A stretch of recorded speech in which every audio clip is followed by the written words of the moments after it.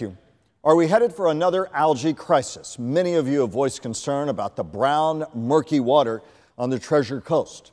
And this comes after the Army Corps of Engineers began discharging billions of gallons of Hurricane Irma runoff and Lake Okeechobee water. News Channel 5's Alex Hagan joins us now with what you need to know about that murky mess. Alex?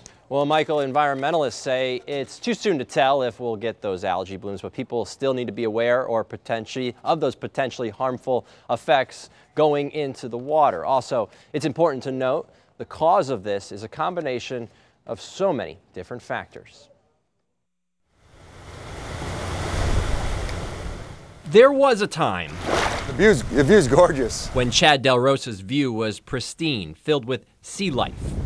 Now, there's zero sea life. And a brown, murky mess. You would never see that. It puts in perspective the situation on the Treasure Coast. Very uncharacteristic. Normally you can see the bottom, and we aren't even close to, we probably have 1 or 2 feet visibility right now. The good news here, despite the billions of gallons of water flowing through the St. Lucie Locks, conditions may not be ripe for algae blooms.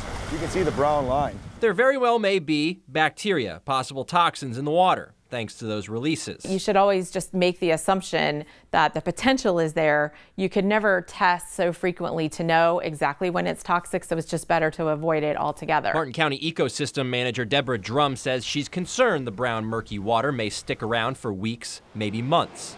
Also, it's important to note of all the water flowing through the locks, Drum says only 10% of that is Lake Okeechobee water. If that's only 10%, it puts some perspective on just how much basin water we're getting as well.